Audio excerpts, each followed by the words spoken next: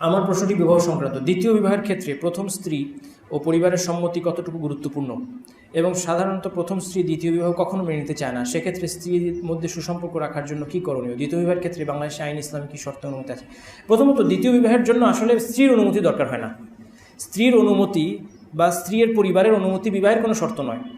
তবে যে দ্বিতীয় বিবাহ করতে চান তার জন্য বুদ্ধিমানের কাজ হবে আগে প্রথম স্ত্রীকে রেডি করা, যদি দ্বিতীয় বিবাহ করতেই চান। এখন তো এক বিবাহ করাই মুশকিল।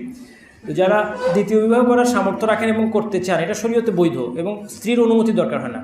কিন্তু স্ত্রীকে বুঝিয়ে শুনিয়ে করা ভালো, কেননা স্ত্রী যদি এটা খুব এটা নিয়ে একেবারে যুদ্ধ লাগিয়ে দেন প্রথম স্ত্রী, তাহলে তো আপনার সবই গেল।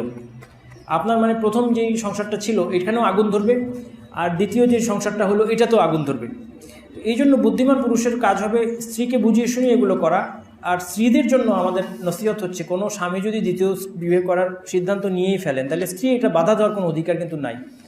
তার কষ্ট হতে পারে, কষ্ট হওয়া বৈধ, কষ্ট হতে কোনো অসুবিধা নেই, কিন্তু যেহেতু এটা আল্লাহর বিধানে বৈধ, এই জন্য মেনে নিতে হবে, এটা মনে রাখতে হবে। এটা একটা পরীক্ষা, এটাও একটা পরীক্ষা। যেমন ফজরের সালাত আদায় করতে আমার কষ্ট হয়, কিন্তু তারপরেও তো আমি আল্লাহর আদেশ পালন করতে গিয়ে সেটা করি।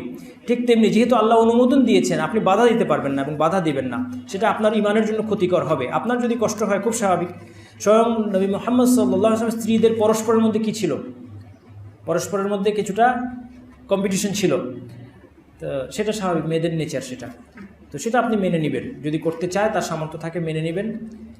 আর স্বামীদের জন্য নসিহত হচ্ছে যে এটা যদি করতেই চান, বুঝিয়ে শুনিয়ে করেন। এরকম প্রথম সংসারটা ভেঙে দিয়ে দ্বিতীয় আরেকটা বিয়ে করেন না।